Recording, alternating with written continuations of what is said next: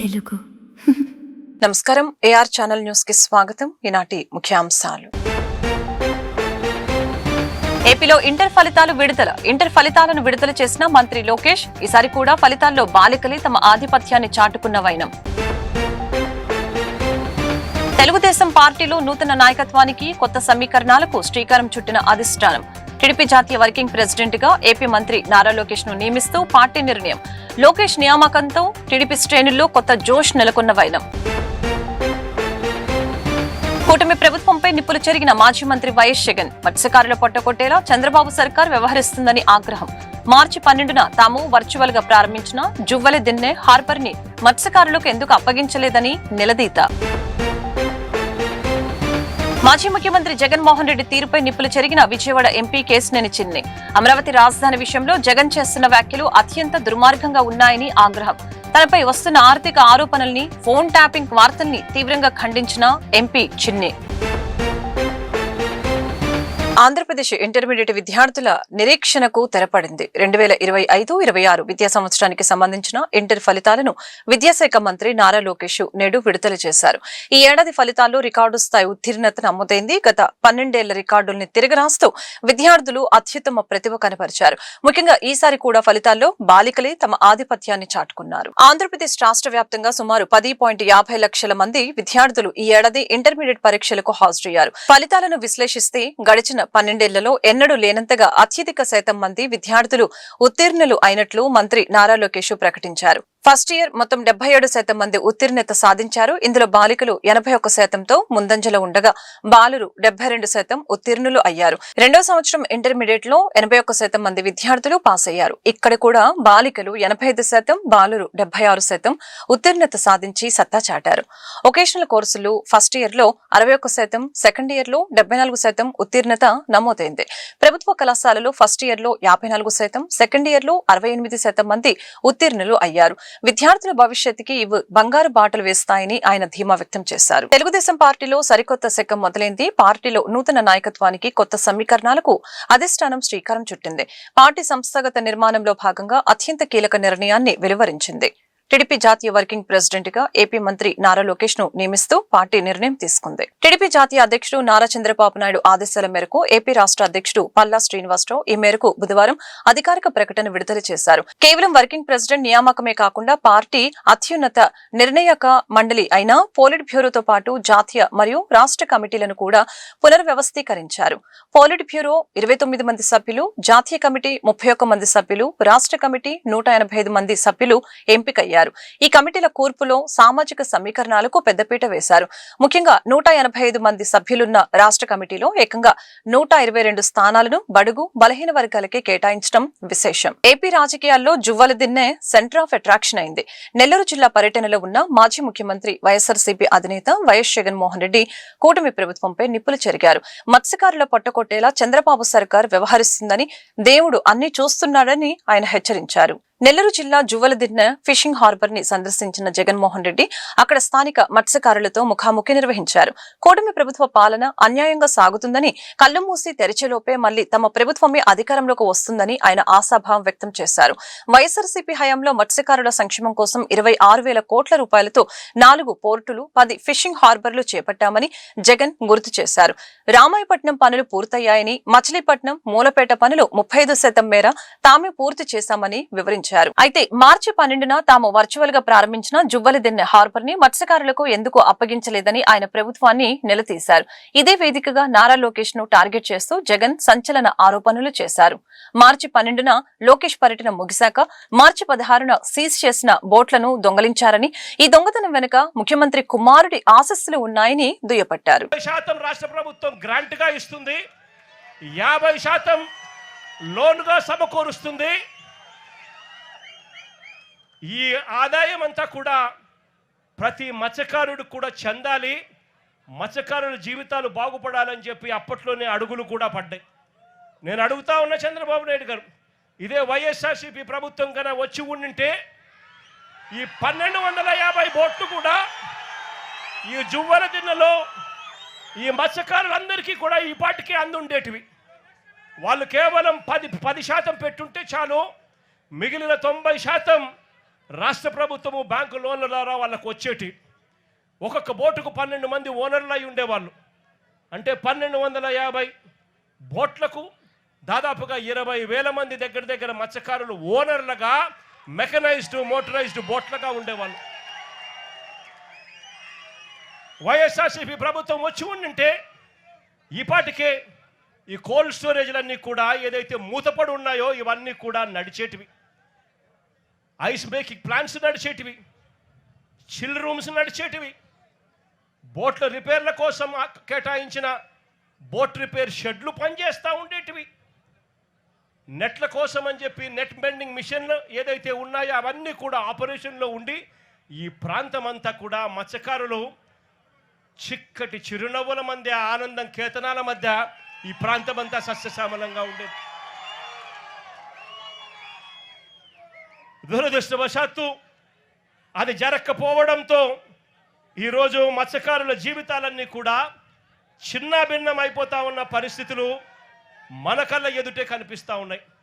ఇంకా అన్నిటికన్నా దారుణం ఏమిటో తెలుసా?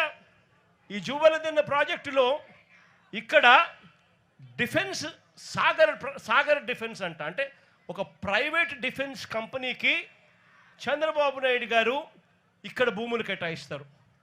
ఉన్న 79 ఎకరాలలో సగం ఈ ప్రైవేట్ డిఫెన్స్ ఫ్యాక్టరీకి చంద్రబాబు నాయుడు గారు కేటాయిస్తారు.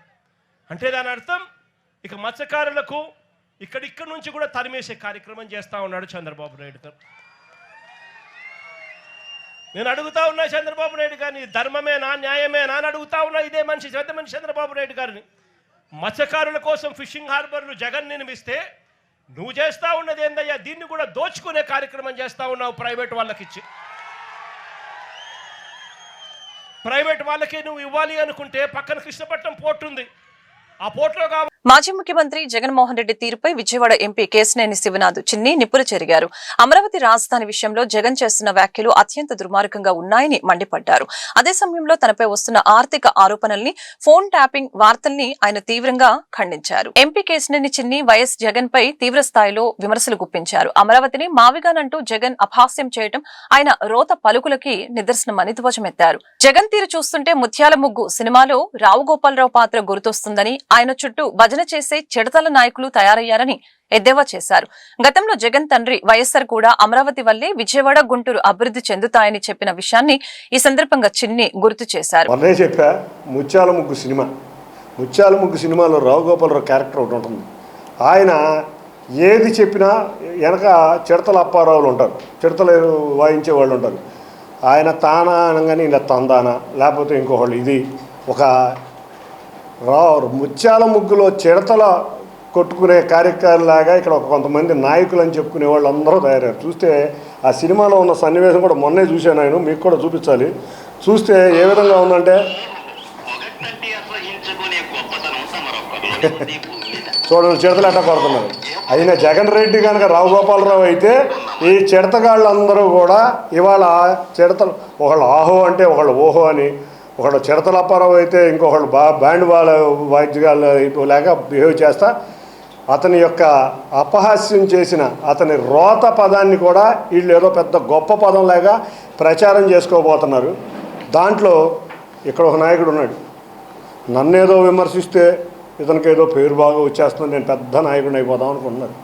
కానీ ఆ నాయకుడికి నిజంగా చూస్తే ఒక కార్పొరేటర్ కూడా గెలవలేని నాయకుడు. ఆ కార్పొరేటర్ కూడా గెలవలేని నాయకుడు ఏమంటాడంటే ఎంపీ అంటే మట్టి, పీ అంటే ఏంటో ప్యాకాట్ అని. మరి నిజమే, వాళ్ళ ఎంపీలందరూ అదే స్థాయి వ్యక్తులు కాబట్టి వీళ్ళకి వేరేది తెలియదు కాబట్టి ఎంపీ అంటే పదం వాళ్ళకి మట్టి ప్యాకాట్ లాగే కనపడుతుంది. కానీ ఇండియాలో ఉన్న ఎంపీ అంటే మంచి పనులు చేసే వ్యక్తులం కాబట్టి మేము ఎంపీలు అయ్యాం. నువ్వు ఎప్పుడూ అందుకే గెలవలేకపోతున్నావు.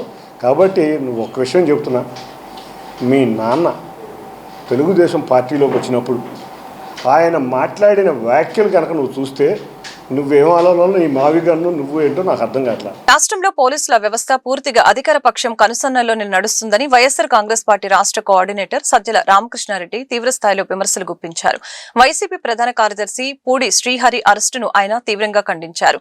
తాడేపల్లిలోని పార్టీ కేంద్ర కార్యాలయంలో ఏర్పాటు చేసిన మీడియా సమావేశంలో సజ్జల మాట్లాడుతూ పోలీసుల తీరుపై నిప్పులు చెరిగారు. అసలు నోటీసులు ఇవ్వకుండా కనీసం యూనిఫామ్ లో కూడా లేకుండా సివిల్ డ్రెస్సుల్లో వచ్చి శ్రీహరిని అరెస్టు చేయడం ఏంటని ప్రశ్నించారు. అక్రమ అరెస్టులకి తాము భయపడే ప్రసక్తి లేదని, నిబంధనలు పాటించని అధికారుల వివరాలన్నీ గుర్తు పెట్టుకుంటామని, భవిష్యత్తులో వారంతా చట్టపరమైన చర్యలు ఎదుర్కోవాల్సి ఉంటుందని ఈ సందర్భంగా హెచ్చరించారు. ఈ అక్రమ అరెస్టుపై తక్షణమే డీజీపీ స్పందించి వివరణ ఇవ్వాలని సజ్జల డిమాండ్ చేశారు. ఇంకా తప్పుడు కేసులు పెట్టాల్సిన అవసరం లేకుండా ఏదైనా వెసులుబాటు ఉంటే దాన్ని తీసుకునేవాళ్ళు. ఎక్కడో చోట కేసు పెట్టాలి కాబట్టి ఏదో ఎఫ్ఐఆర్ రాయడం, ఒకరితో మన కన్ఫెషన్ తీసుకోవడం, వాళ్ళే రాసుకోవడం, ఇంకొకరి పేరు తీసుకురావడం, నెక్స్ట్ టార్గెట్ ఎవరైతే వాళ్ళని పెట్టుకొని వాళ్ళని తీసుకురావడం, దానికేం లింక్ కూడా అక్కర్లా. అది ఏదైనా కావచ్చు, ఎక్కడో ఏదో ఇన్సిడెంట్ జరిగినా ఇంకెవరినైనా తీసుకోకపోవచ్చు. వీటన్నిటికీ ఇన్స్ట్రుమెంట్ కింద, పనిముట్టు కింద చంద్రబాబు నాయుడు పోలీసులు పనిచేస్తున్నారు అనేది ఈరోజు కూడా మళ్ళీ కనపడుతుంది. నేను ముందే చెప్పినట్టు పోలీసులు అంటే యూనిఫామ్లో రావాలి. సుప్రీంకోర్టు ఖచ్చితమైన మార్గదర్శకాలు చట్టంలో ఉన్నాయి. సుప్రీంకోర్టు మరి స్ట్రెస్ చేసి మార్గదర్శకాలు ఇచ్చింది. ఇక్కడ హైకోర్టు వాటి చాలాసార్లు మళ్ళీ రీఇటరేట్ చేసింది. ఎక్కడికి పోయినా ఖచ్చితంగా పోలీసులు ఏదైనా దీనికి వెళ్ళినప్పుడు వాళ్ళు డ్రెస్లో యూనిఫామ్లో వెళ్ళాలి. లేకపోతే వాళ్ళు ఎవరో ఎటు తెలుస్తుంది. రెండవది నోటీస్ ఇవ్వాలి. నోటీసు వాళ్ళ పక్కన ఉండే వాళ్ళకి కానీ బంధువులకు కానీ ఎవరుంటే వాళ్ళకి ఇచ్చి సంతకం తీసుకొని ఆ తర్వాత ఇదిగో అరెస్ట్ చేస్తున్నాం, ఎందుకు చేస్తున్నాం చూపించి అప్పుడు తీసుకెళ్ళాలి. అది కూడా ఎంక్వైరీ జరగాలి. ఇది ఎవరైనా చెప్పేదే. ఎవడో పోయి ఎఫ్ఐఆర్ అంటే ఫస్ట్ ఇన్ఫర్మేషన్ రిపోర్ట్ మాత్రమే. వాళ్ళు పోయి చెప్పగానే నోట్ చేసుకుంటే అది ఫస్ట్ ఇన్ఫర్మేషన్ రిపోర్ట్ అవుతుంది. దాన్ని బేస్ చేసుకుని ఇన్వెస్టిగేట్ చేయాలి. చేసిన దానికి ఆంధ్రప్రదేశ్ రాజధాని విషయంలో రాష్ట్ర ప్రభుత్వం కీలక నిర్ణయం తీసుకుంది. అమరావతి పేరు స్పెల్లింగ్ పై ఉన్న సందిగ్ధతకు ముఖ్యమంత్రి కార్యాలయం తెరదించింది. ఇప్పటి వరకు రకరకాలుగా వాడుకలో ఉన్న స్పెల్లింగ్ ని ఇకపై మార్చాలని ప్రభుత్వం ఉత్తర్వులు జారీ చేసింది. అమరావతి పేరును ఆంగ్లంలో రాసేటప్పుడు ఇప్పటి వరకు అమరావతి అంటే THI అని కొందరు రాసేవాళ్లు, మరికొందరు TI అని రాస్తూ ఉండటంతో ప్రభుత్వ రికార్డుల్లో గందరగోళం నెలకొంది. ఈ నేపథ్యంలో ప్రభుత్వం కీలక స్పష్టత ఇచ్చింది. ఇకపై అన్ని ప్రభుత్వ ఉత్తర్వులు, ఫైళ్లు, నోట్ షీట్లలో ఖచ్చితంగా అమరావతి AMARAVATI అని మాత్రమే రాయాలని రాష్ట్ర ప్రభుత్వ ప్రధాన కార్యదర్శి ఉత్తర్వులు జారీ చేశారు. అంతేకాకుండా అన్ని జిల్లాల కలెక్టర్లు, శాఖాధిపతులు, సచివాలయ విభాగాలు తక్షణమే ఈ సరికొత్త మార్పుని అమలు చేయాలని ఆదేశించారు. పరిపాలన సౌలభ్యం కోసం మరియు అంతర్జాతీయ స్థాయిలో రాజధాని పేరు ఏకరూపంగా ఉండాలనే ఉద్దేశంతోనే ప్రభుత్వం ఈ నిర్ణయం తీసుకుంటున్నట్లు తెలుస్తోంది. ఇకపై అధికారిక పత్రాల్లో THIకి బదులు TI మాత్రమే వినియోగించబోతున్నారు. రాష్ట్రంలో పారిశ్రామిక అభివృద్ధి, పోర్టుల పురోగతిపై ఏపీ ప్రభుత్వం ప్రత్యేక ఫోకస్ పెట్టింది. ఇందులో భాగంగా నెల్లూరు జిల్లాలోని ఆదాని కృష్ణపట్నం పోర్టును ఈరోజు రాష్ట్ర మంత్రి బీసీ జనార్దన్ రెడ్డి నేతృత్వంలోని ప్రజా ప్రతినిధుల బృందం సందర్శించింది. పోర్టు కార్యకలాపాలని, భవిష్యత్తు ప్రణాళికల్ని క్షేత్రస్థాయిలో పరిశీలించారు. ఆదాని కృష్ణపట్నం పోర్టును రాష్ట్ర మౌలిక సదుపాయాల శాఖ మంత్రి బీసీ జనార్దన్ రెడ్డి సందర్శించారు. ఆయనతో పాటు MP Vemireddy Prabhakar Reddy, MLA Somireddy Chandramohan Reddy, MLC Beeda Ravichandra మరియు maritime board chairman Damacharla Satya తదితరులు ఈ పర్యటనలో పాల్గొన్నారు. ప్రజా ప్రతినిధుల బృందం పడవలో ప్రయాణించి పోర్టులోని వివిధ బెర్తుల్ని స్వయంగా పరిశీలించారు.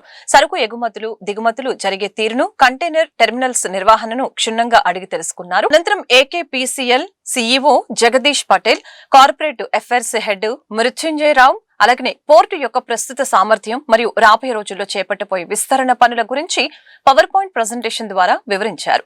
రాష్ట్ర ఆర్థిక అభివృద్ధిలో కృష్ణపట్నం పోర్టు కీలక పాత్ర పోషిస్తుందని, మరింత మందికి ఉపాధి కల్పించేలాగా పోర్టు కార్యకలాపాలు సాగాలని ఈ సందర్భంగా ప్రజా ప్రతినిధులు ఆకాంక్షించారు. ప్రభుత్వ పరంగా పోర్టు అభివృద్ధికి అవసరమైన సహకారం అందిస్తామని స్పష్టం చేశారు. దేశవ్యాప్తంగా త్వరలో ప్రారంభం కానున్న జనగణన ప్రక్రియలో ఈసారి ఒక విప్లవాత్మక మార్పు రాబోతుంది. సాంకేతికతను జోడిస్తూ ప్రజలే స్వయంగా తమ వివరాలను వివరాలని నమోదు చేసుకునేలాగా సెల్ఫ్ ఎన్యూమరేషన్ విధానాన్ని ప్రవేశపెడుతున్నారు. దీనికి సంబంధించి ఎన్టీఆర్ జిల్లా కలెక్టర్ లక్ష్మీష కీలక ఆదేశాలు జారీ చేశారు. విజయవాడ కేంద్రంగా ఎన్టీఆర్ జిల్లా కలెక్టర్ లక్ష్మీష జనగణనపై కీలక ప్రకటన చేశారు. ఈసారి జనగణన పూర్తిగా టెక్నాలజీ ఆధారితంగా సాగుతుంది. రేపటి నుంచి ఈ నెలాఖరు వరకు ప్రజలు ఎవరెవరికి వారు స్వయంగా తమ వివరాలని ఆన్లైన్ లో నమోదు చేసుకోవచ్చు. మొత్తం 15 రోజుల పాటు జరిగే ఈ ప్రక్రియలో ఒక్కో రోజు ఒక్కో విభాగానికి చెందిన వారు సెల్ఫ్ ఎన్యూమరేషన్ చేసుకునేలాగా ప్రణాళిక సిద్ధం చేశారు. ప్రజలు se.census.gov.in అనే వెబ్సైట్ ద్వారా తమ వివరాలను సమర్పించవచ్చు. ఈ సెల్ఫ్ ఎన్యూమరేషన్ ప్రక్రియలో మొత్తం 34 ప్రశ్నలు ఉంటాయి. ప్రజలందరూ ఇందులో భాగస్వాములు కావాలని కలెక్టర్ పిలుపునిచ్చారు. దేశవ్యాప్తంగా సెన్సస్ జరగబోతా ఉంది. సెన్సస్లో ఈసారి కొన్ని వినూత్నంగా యాక్టివిటీస్ అలాగే టెక్నాలజీ కూడా అమలు చేయడం జరిగింది. అలాగే సెల్ఫ్ ఎన్యూమరేషన్ అని కూడా ఒక కాన్సెప్ట్ తీసుకోవడం జరిగింది సెన్సస్ జనరల్ ఆఫ్ ఇండియా గారి నుంచి అలాగే స్టేట్ నుంచి. కాబట్టి దీన్ని ప్రత్యేకంగా తెలియజేయాలి. దీంట్లో మెయిన్లీ 2 phases ఉంటాయి సెన్సస్లో, phase 1 అండ్ phase 2. phase 1లో 2 భాగాలు, ఒకటి హౌస్ లిస్టింగ్ ఆపరేషన్, రెండోది self enumeration. House listing operation అంటే ఈ హౌసెస్ అన్ని బ్లాక్ లాగా చేసి దాన్ని కార్వింగ్ చేసి బ్లాక్స్ లాగా చేశారు, దాన్ని హౌస్ లిస్టింగ్ ఆపరేషన్. ఇది 1 April to September 30 వరకు ఆల్రెడీ జరుగుతూ ఉంది. ఇప్పుడు సెల్ఫ్ ఎన్యూమరేషన్ను very important and unique thing. ఈరోజు మీటింగ్ కూడా దీనికోసమే. ఇది రేపటి నుంచి స్టార్ట్ అయిపోతూ ఉంది. April 16 నుంచి April 30 వరకు 15 రోజులు జరుగుతుంది ఇది. దీంట్లో ఏంటంటే ఇంతకుముందు సెన్సస్ అంటే అధికారులు వెళ్ళేవాళ్ళు, వాళ్ళు అడిగి తెలుసుకొని రాసుకొని వచ్చేవాళ్ళు. కానీ ఇప్పుడు ఆన్లైన్లో పెట్టి ప్రతి ఒక్కరు కూడా వాళ్ళే సెల్ఫ్ ఎన్యూమరేషన్ చేసుకోవచ్చు. అంటే వాళ్ళ ఇన్ఫర్మేషన్, వాళ్ళ సెన్సస్ రిలేటెడ్ ఇన్ఫర్మేషన్, ఎంతమంది ఉన్నారు, ఏమేమి చేస్తున్నారు, అసెట్స్ ఏమున్నాయి, ఏంటి ఏదైతే ఉన్నాయో క్వశ్చన్స్, ఇవన్నీ సెల్ఫ్గా కూడా మీరు ఇన్ఫర్మేషన్ చేసుకోవచ్చు. దీని ద్వారా ఏంటంటే సెన్సస్ ఆపరేషన్లో పబ్లిక్ డైరెక్ట్గా ఇన్వాల్వ్ అయ్యే ఒక నమ్మకం, అలాగే వాళ్ళకు ఒక అసంతృప్తి వస్తుంది. అఫీషియల్స్ కూడా మళ్ళీ రీఇన్వెంటింగ్ ద వీల్ కాకుండా ఉన్న ఇన్ఫర్మేషన్ వెరిఫై చేసుకొని ఫ్రీజ్ చేసుకోవడానికి అవకాశం ఉంటుంది. ఒకవైపు టైం కూడా కలిసి వస్తుంది. At the same time public engagement very important. Public ఈసారి సెన్సస్లో నేను ఇన్వాల్వ్ అయ్యాను, నా డేటా నేనే అప్లోడ్ చేశానని ఒక వాళ్ళ ఇన్వాల్వ్మెంట్, ఆ పాజిటివిటీ వస్తుంది. కాబట్టి ఈ సెల్ఫ్ ఎన్యూమరేషన్ జరిగిపోతూ ఉంది. ఇది 16 తారీఖు నుంచి 30 వరకు జరుగుతుంది ఏప్రిల్. ఇంకా phase 2 పాపులేషన్ ఎన్యూమరేషన్ February 2027 నుంచి స్టార్ట్ అవుతుంది. ప్రస్తుతానికి ఇప్పుడు మనం phase 1లో ఉన్నాము. phase 1లో సెకండ్ పార్ట్ అయితే ఉండదు, సెల్ఫ్ ఎన్యూమరేషన్ అది జరగబోతూ ఉంది. ఈ సెల్ఫ్ ఎన్యూమరేషన్ అలాగే ఈ phase 1లో మనకు ఇప్పటివరకు జిల్లాలో చూసుకుంటే దాదాపు 4129 మంది ఎన్యూమరేటర్స్ పెట్టుకున్నాం. అట్లాగే ఈ ఎన్యూమరేషన్ యాక్టివిటీస్ సూపర్వైజ్ చేయడానికి 689 మంది సూపర్వైజర్ కూడా పెట్టుకున్నాం.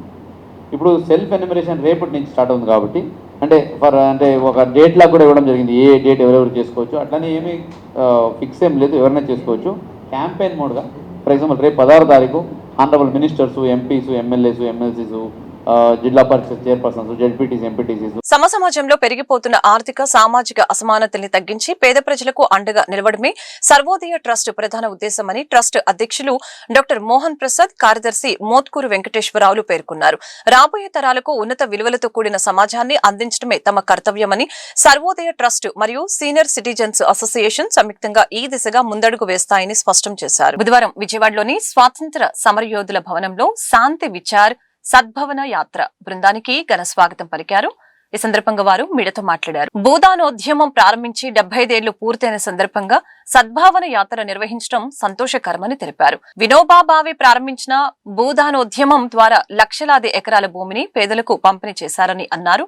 ప్రస్తుత సమాజంలో రోజురోజుకి అసమానతలు పెరిగిపోతున్నాయని, వీటిని అరికట్టేందుకు ప్రతి ఒక్కరూ నడుం బిగించాలని పిలుపునిచ్చారు. ఈ కార్యక్రమంలో సద్భావన యాత్ర సభ్యులు, సర్వోదయ ట్రస్ట్ ప్రతినిధులు మరియు ఇతర ప్రముఖులు పాల్గొన్నారు. మిత్రులకు నమస్కారం. నేను doctor Mohan Prasad, president Sarvodaya trust. Motkuru Venkateswararao గారు, సెక్రటరీ సర్వోదయ ట్రస్ట్. ఇక్కడ ఇవాళ ఈ భూదాన్ మూమెంట్లో వినోబా భావే గారు ఈ భూదాన్ మూమెంట్ మొదలుపెట్టి 75 సంవత్సరాలు అవుతున్న సందర్భంగా అక్కడ ఆశ్రమం నుంచి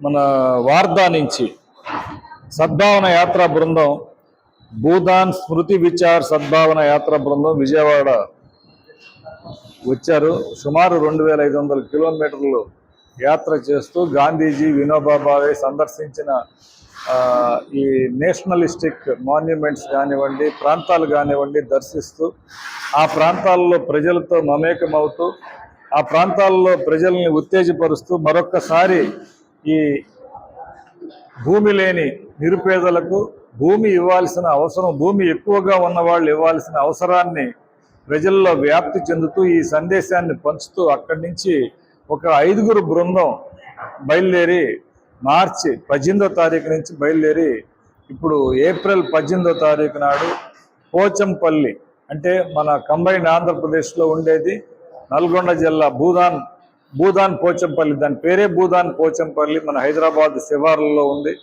అక్కడ ఎక్కడైతే ఉద్యమం బిగినైందో 1951లో అక్కడికి వీళ్ళు రేపు 18వ తారీఖు నాటికి అక్కడికి చేరి మరి ఈ 75 సంవత్సరాలు ఈ డైమండ్ జూబ్లీ సెలబ్రేషన్స్ని ఈ యాత్ర ద్వారా, సందేశాత్మక యాత్ర ద్వారా జరుపుకోవడం జరుగుతుంది. వీళ్ళు 5గురు రమేష్ భయ్య, సంజయ్ రాయ్, జలంధర్ భాయ్, రాకేష్ భాయ్, కమలేష్. నేను ఆంధ్రప్రదేశ్ గాంధీ స్మారక నిధి కార్యవర్గ సభ్యురాల్ని, అలాగే గాంధీ హిల్ ఫౌండేషన్ కూడాను సెక్రటరీ వాసవి మహిళా మండలి. ఇవాళ మార్చి 18వ తారీఖు స్టార్ట్ అయ్యి ఈ సద్భావన యాత్ర 75 సంవత్సరాలు భూదాన్ మూమెంట్కి కంప్లీట్ అవుతున్న సందర్భంలో తీసుకున్న ఈ యాత్ర మన ఆంధ్రప్రదేశ్కి పార్వతీపురంలో స్టార్ట్ అయ్యి ఏప్రిల్ 11వ తారీఖున పార్వతీపురం వచ్చారు. అలాగే 12వ తారీఖు విజయనగరం, 13వ తారీఖు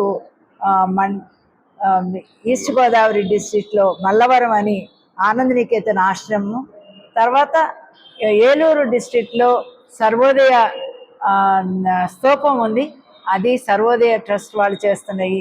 అవన్నీ కూడా చూసి నిన్న ఈవినింగ్ 14th ఈవినింగ్కి విజయవాడ రావడం, ఇక్కడ వీళ్ళు పీస్ మార్చ్లో పార్టిసిపేట్ చేశారు. వార్ వద్దు, మనం పీస్ కావాలి అనే వార్లో పార్టిసిపేట్ చేసి విజయవాడలోని గాంధీ హిల్ సందర్శించడం జరిగింది.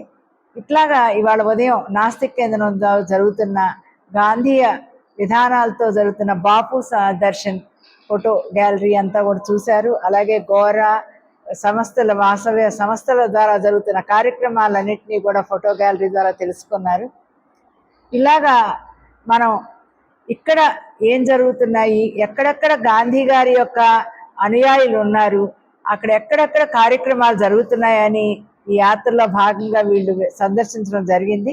ఇది మనకు కూడా ఏంటంటే ఇలాంటి యాత్రని వీళ్ళు 5గురు ఒక వెహికల్లో బయలుదేరి 5 రాష్ట్రాల గుండా మనకి ఆంధ్రప్రదేశ్కి రీచ్ అవ్వడం, రేపు మార్నింగ్ బయలుదేరి తెలంగాణలో అడుగుపెట్టడం, 18వ తారీఖు పోచంపల్లిలో దీని భూదాన్ మూమెంట్. పేరు మోత్కూరి వెంకటేశ్వరరావు, సర్వోదయ ట్రస్ట్ సెక్రటరీగా ఉన్నాను. అదేవిధంగా సీనియర్ సిటిజన్ అసోసియేషన్ జిల్లా సెక్రటరీగా కూడా ఉన్నాను. ఈరోజు చాలా సంతోషకరమైనటువంటి రోజు. ఎందుకంటే భారతదేశానికి స్వాతంత్రం వచ్చిన తర్వాత మొట్టమొదటిసారిగా దేశంలో కొన్ని అసమానతలు తగ్గించడం కోసం వినోబా భావే గారు దేశవ్యాప్తంగా పర్యటన చేసి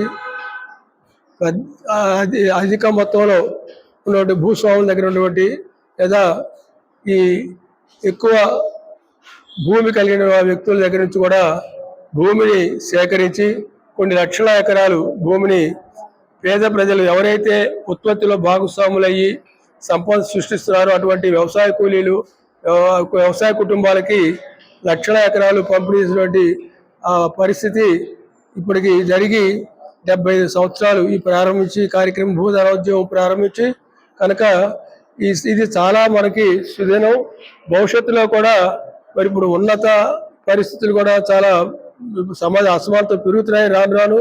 దీన్ని తగ్గించాలంటే భవిష్యత్తులో ఇప్పుడు మన చంద్రబాబు నాయుడు గారు చెప్తున్నట్టుగా P4 పథకం ఏదైతే ఉందో, ఉన్నవారు పేదవారికి సహకరించాలి అనేటువంటిది ఏదైతే ఉందో దాన్ని కూడా మరి పరిగణలోకి తీసుకొని ముందుకి సాగినట్లయితే ఏప్రిల్ 25 నుంచి 28వ తేదీ వరకు ఉయ్యూరులో జరిగే కౌలు రైతుల సంఘం రాష్ట్ర మహాసభలను జయప్రదం చేయాలని ఆంధ్రప్రదేశ్ కౌలు రైతు సంఘం రాష్ట్ర కార్యదర్శి ఎం హరిబాబు, అధ్యక్షులు వై రాధాకృష్ణులు పిలుపునిచ్చారు. ఈ సందర్భంగా నిర్వహించే ఎగ్జిబిషన్ లో వ్యవసాయ ఉత్పత్తులకు సంబంధించిన విత్తనాలు, సాంకేతిక పనిముట్లు, పంటల అవసరాన్ని బట్టి వాడవలసిన ఎరువులు, పురుగు మందులు, రైతులు అనుభవంలో పొందుపరిచిన అధిక దిగుబడి వంగడాలు, రైతు ఉద్యమ చరిత్రతో కూడిన అంశాలు ప్రదర్శిస్తారని వెల్లడించారు. కృష్ణా జిల్లా ఉయ్యూరులో ఈ నెల 25 నుండి 28 వరకు కౌలు రైతుల సంఘం రాష్ట్ర మహాసభలు జరుగుతున్న నేపథ్యంలో బుధవారం ఎంబీవీకే భవన్ లో మీడియా సమావేశం నిర్వహించడం జరిగింది. ఈ కార్యక్రమంలో సంఘం అధ్యక్షులు వై రాధాకృష్ణ, కార్యదర్శి ఎం హరిబాబులు మాట్లాడారు. ఈ నేపథ్యంలో 25వ తేదీ నుంచి 28వ తేదీ వరకు ఊర్లో మహాసభలు నిర్వహిస్తున్నట్లు తెలియజేశారు. 26వ తేదీ సాయంత్రం 4 గంటలకి ఉయ్యూరులో వేలాది మంది రైతులతో ప్రదర్శన బహిరంగంగా జరుగుతుందని చెప్పారు. అఖిల భారత కిసాన్ సభ జాతీయ అధ్యక్షులు అశోక్ దావలే, రైతు సంఘాల సమన్వయ సమితి రాష్ట్ర కన్వీనర్ వడ్డే సోపనాద్రేశ్వరరావు, కౌలు రైతు సంఘాల నాయకులు ఈ సభలో ఉపన్యాసిస్తారని తెలిపారు. రాష్ట్ర వ్యాప్తంగా ఉన్న రైతుల పెద్ద ఎత్తున పాల్గొని జయప్రదం చేయాలని పిలుపునిచ్చారు. కౌలు రైతులు ఎదుర్కొంటున్నటువంటి సమస్యలని ప్రతిపక్షంలో ఉన్నప్పుడు వాళ్ళ ఎన్నికల లబ్ధి కోసం చాలా వాగ్దానాలు చేస్తూ ఉన్నారు. అధికారంలోకి వచ్చిన తర్వాత సమస్యలన్నిటి కూడా పరిష్కరిస్తామని చెప్తుంది. కానీ తీరా అధికారంలోకి వచ్చిన తర్వాత పాత విధానాలని అవలంబిస్తూ కౌలు రైతులను నిర్లక్ష్యం చేస్తూ ఉన్నారు. ఈరోజు రైతు అంటే సాగు చేసేటటువంటి వాళ్ళందరినీ కూడాను రైతులుగా గుర్తించాలి. కానీ 150 మంది పైగా భూములు సాగు చేయనటువంటి వారిని రైతులుగా గుర్తించి వారికి అన్నదాత సుఖీభవ లాంటి పథకాలని అమలు చేస్తూ ఉన్నారు. అందుకని వాస్తవ కౌలు రైతుల్ని గుర్తించేదానికి గతంలో చట్టంలో ఏదైతే ఆటంకంగా ఉందో భూ యజమాని అంగీకారంతో గుర్తింపు కార్డు ఇవ్వాలనేది, అది తీసివేస్తామని చెప్పేసి ఎన్నికల సందర్భంగా ప్రభుత్వం వాగ్దానం చేసింది.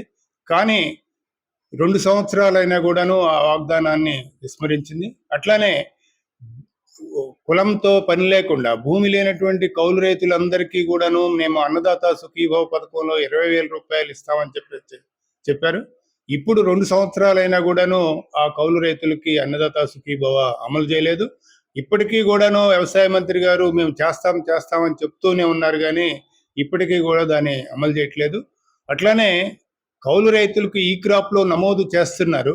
అదే సందర్భంలో ఈకేవైసీ ఇవన్నీ చేయకుండా వాళ్ళని ఇబ్బందులు గురి చేస్తూ ఉన్నారు. అట్లానే బ్యాంకు రుణాలకు వచ్చేసరికి పంట రుణాలు పేరుకి, కానీ భూ యజమానులకి రుణాలు ఇచ్చి పంట పండిస్తున్నటువంటి కౌలు రైతులకి మేము రుణాలు ఇవ్వము అని చెప్పేసి ఈ రకంగా కౌలు రైతులు అన్ని విధాలా కూడా నష్టపోతూ ఉన్నారు. కానీ ప్రభుత్వం ఈ సాగులో ఉన్నటువంటి రైతుల ఇబ్బందులను గుర్తించకుండా కేవలం డిమాండ్ ఉన్నటువంటి పంటలను పండించండి, ప్రకృతి వ్యవసాయం చేయండి, రసాయనిక ఎరువులు తగ్గించండి, ఈ రకమైనటువంటి నినాదాలు ఇస్తూ ఉన్నారు. మా ఆందోళన ఫలితంగా భూ యజమానికి ఇష్టం లేకపోయినా, కౌలు కార్డు రాకపోయినా వాస్తవమైన సాగుదారుల పేరుతో ఈ క్రాప్ చేస్తారని చెప్పేసి ప్రభుత్వం ఒప్పుకుంది. మేము ఆ విధంగా పోరాడి సాధించాం. అట్లాగే దేవాలయ భూములు సాగు చేసే వాళ్ళకి గతంలో కౌలు గుర్తింపు కార్డులు ఉండేవి కాదు. ప్రభుత్వం నుంచి రావాల్సిన రైతు భరోసా కానీ లేకపోతే ఇతరత్ర సంక్షేమ పథకాలు కానీ అందే కాదు. కానీ మా సంఘం గ్రామ స్థాయిలో ఉన్నటువంటి దేవాలయాల దగ్గర నుంచి రాష్ట్ర స్థాయి కమిషనర్ కార్యాలయం వరకు చేసిన రెగ్యులర్ ఆందోళన ఫలితంగా చివరికి ఎండోమెంట్ డిపార్ట్మెంట్ కూడా దేవాలయ భూములు సాగు చేసే వాళ్ళకి భూ యజమాని చోట కార్యనిర్వహణాధికారి సంతకం పెట్టి కార్డులు ఇవ్వడానికి అంగీకరిస్తూ జీవో ఇవ్వాల్సి వచ్చింది. అట్లాగే ఇంకా రకరకాల పంట రుణాల విషయం కానీ, పంటల నష్టపరిహారం కానీ, పంటల బీమా కానీ, పంట అమ్ముకునేటప్పుడు మార్కెట్ సమస్యలు వచ్చినప్పుడు కానీ పెద్ద ఎత్తున గ్రామ స్థాయిలో ఇన్వాల్వ్ అయ్యి ఉద్యమాలు చేసాం. ఆ విధంగా కౌలు రైతులకు అండగా ఉన్నాం, రక్షణగా ఉన్నాం. వాళ్ళకు కొన్ని ఫలితాలు కూడా సాధించి పెట్టడం జరిగింది. అట్లాగే కొన్ని చోట్లయితే కౌలు తగ్గింపు కోసం ఉద్యమం చేశాం. కొన్ని చోట్ల కాలువ చివరి భూములకి నీరు అందకపోతే అక్కడ కాలువ చివరి భూముల దాకా నీరందేట్టుగా ఉద్యమాలు చేయడం జరిగింది. చివరికి ఇవాళ ప్రభుత్వం ఈ కాలంలో అన్ని పంటలకి ధరలు పడిపోయినాయి.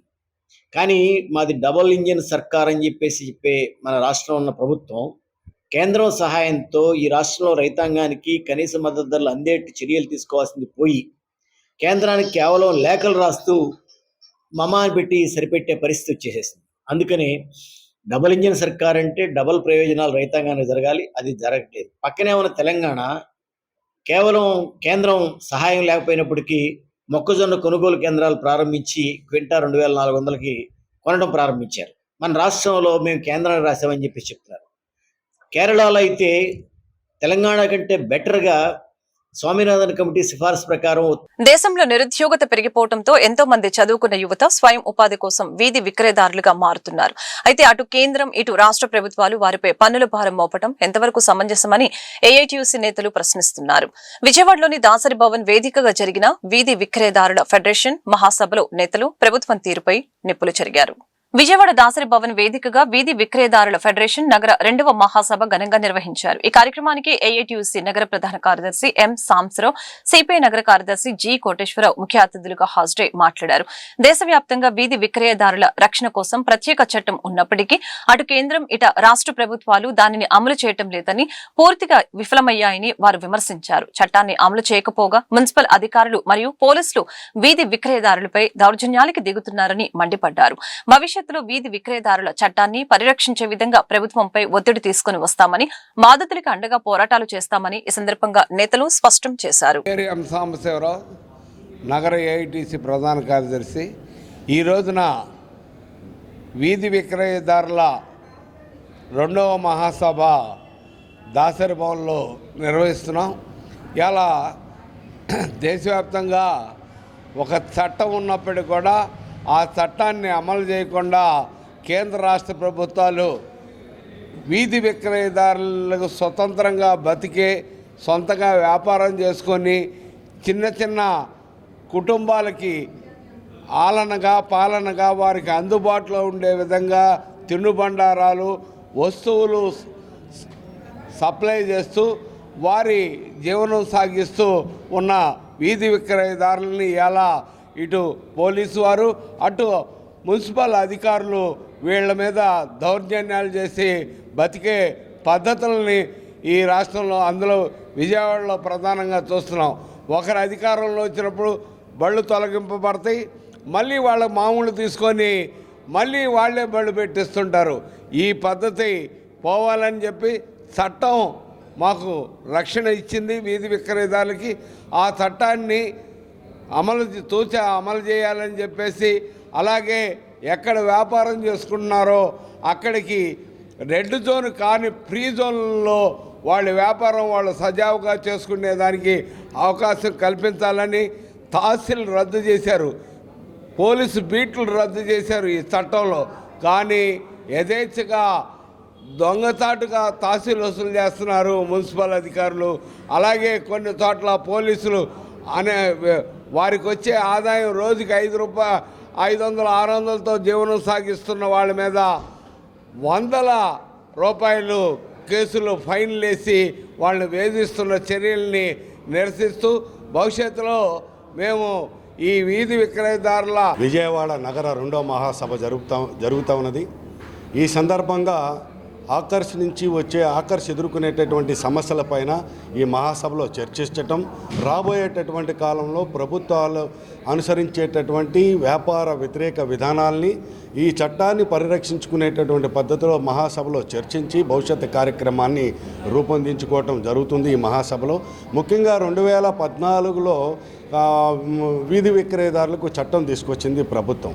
2014 నుంచి ఆ రోజు ఉన్నటువంటి ప్రభుత్వం ఒక మంచి ఆలోచనతో చట్టం తీసుకొచ్చి ఆ చట్టం ద్వారా ప్రతి ఒక్కరూ కూడా వ్యాపారం చేసుకునేటటువంటి అవకాశం కల్పించేటటువంటి పద్ధతిలో చేసే ఈ రోజున బీజేపీ ప్రభుత్వం, కేంద్రంలో ఉన్నటువంటి ప్రభుత్వం కార్మిక వ్యతిరేక విధానాలు లేకపోతే చిన్నపాటి ఆకర్షణని దెబ్బతీసేటటువంటి పద్ధతిలో మాల్స్ని ప్రోత్సహించి అది కూడా ప్రభుత్వ ఆస్తులను కారు చౌకగా మాల్స్కి ఇవ్వటం ద్వారా వీధి విక్రయదారుల యొక్క ఆర్థిక స్థితి దెబ్బతినేటటువంటి పరిస్థితులకి కేంద్రం ప్రభుత్వం ఇక్కడ రాష్ట్ర ప్రభుత్వం అనుసరించేటటువంటి విధానాల్ని నిరసించి రాబోయేటటువంటి కాలంలో విజయవాడ నగరంలో హాకర్స్ అందరికి కూడా ఏఐటీసీ అండగా ఉంటుంది. ప్రతి ఒక్కరు కూడా ఈ సందర్భంగా నగరపాలక సంస్థ కమిషనర్ గారిని డిమాండ్ చేసేది ప్రతి ఒక్కరికి గుర్తింపు కార్డులు ఇవ్వాలి. అదే పద్ధతిలో ఎక్కడైతే జోన్స్ ఉన్నాయో ఆ జోన్స్ని రికగ్నైజ్ చేసి గ్రీన్ జోన్స్, అంబర్ జోన్స్లో వ్యాపారం చేసుకునేటటువంటి పద్ధతిలో ఈ ప్రభుత్వం కార్పొరేషన్ అధికారులు, మున్సిపల్ అధికారులు ఆ వైపుగా చర్యలు చేపట్టాలి అని చెప్పి ఈ మహాసభలో డిమాండ్ చేయబోతా ఉన్నాం. వారికి అండగా రాబోయేటటువంటి కాలంలో ఏఐటీసీ నిర్వహించే పోరాటానికి భారత కమ్యూనిస్ట్ పార్టీ సిపిఐ కూడా వారికి అండగా ఉంటుందని చెప్పి ఈ సందర్భంగా కరోనా కష్టకాలంలో ప్రాణాలకు తెగించి సేవలు అందించిన స్టాఫ్ నర్సులు, పారామెడికల్ సిబ్బంది ఇప్పుడు తమ హక్కుల కోసం పోరుబాట పట్టారు. రాష్ట్ర వ్యాప్తంగా కాంట్రాక్ట్ పద్ధతిలో పనిచేస్తున్న తమను రెగ్యులర్ చేసే వరకు 100% గ్రాస్ శాలరీని వెంటనే అమలు చేయాలని డిమాండ్ చేశారు. ఈ మేరకు విజయవాడ గాంధీనగర్ ప్రెస్ క్లబ్ వేదికగా జేఏసీ నాయకులు ప్రభుత్వానికి అల్టిమేటం జారీ చేశారు. విజయవాడలోని గాంధీనగర్ ప్రెస్ క్లబ్ వేదికగా రాష్ట్ర స్టాఫ్ నర్సు, పారామెడికల్ సిబ్బంది జేఏసీ ఆధ్వర్యంలో విలేకరుల సమావేశం నిర్వహించారు. ఈ సందర్భంగా జేఏసీ నాయకులు మాట్లాడారు. వైద్య ఆరోగ్య శాఖలో రోగుల ప్రాణాలు కాపాడటంలో కీలక పాత్ర పోషిస్తున్న తమ సేవలను ప్రభుత్వం విస్మరిస్తుందని ఆవేదన వ్యక్తం చేశారు.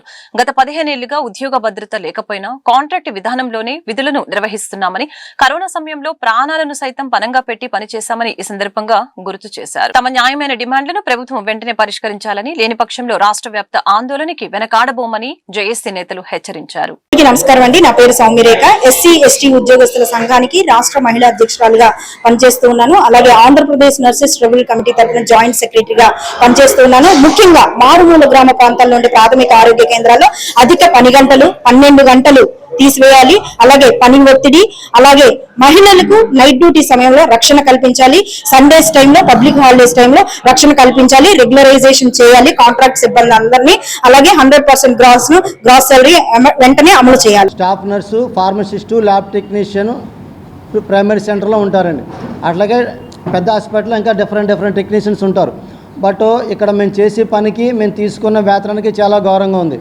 ఈరోజు మన సమాజంలో తీసుకున్న పరిస్థితులు చూస్తే ధరలు చాలా ఎక్కువ ఉన్నాయి, స్కూల్ ఫీజులు ఎక్కువగా ఉన్నాయి, బట్ మా శాలరీస్ మాత్రం అక్కడ ఉన్నాయి. ఒక కాంట్రాక్ట్ ల్యాబ్ టెక్నీషియన్ కానీ, ఆ స్టాఫ్ నర్స్ కానీ, ఫార్మసిస్ట్ కానీ, వాట్ ఎవర్ ఇట్ మేబీ ఎవరికైనా ఏమైనా ప్రాబ్లం జరిగితే కనీసం ఆ ఫ్యామిలీ నడి రోడ్డు మీద పడుతుందండి. చాలా ఇబ్బందికరమైన విషయం.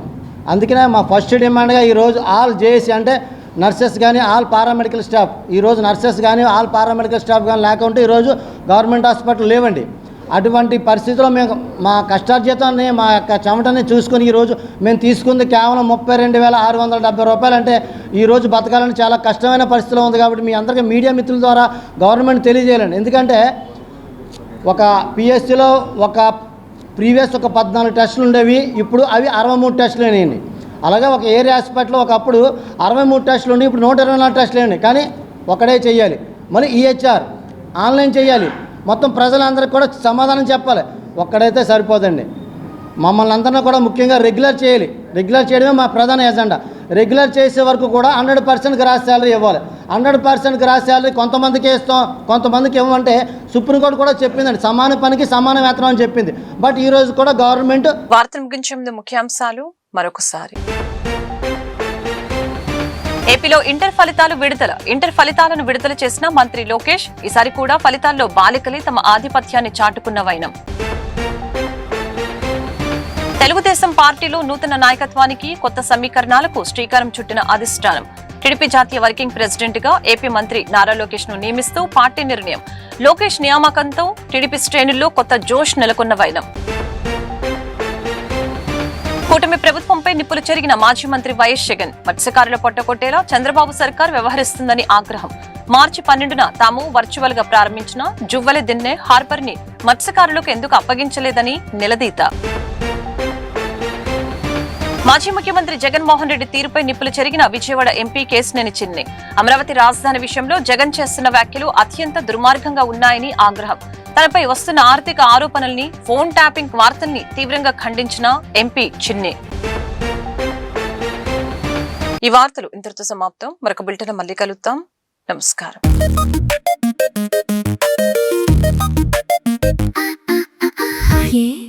ARTV తెలుగు.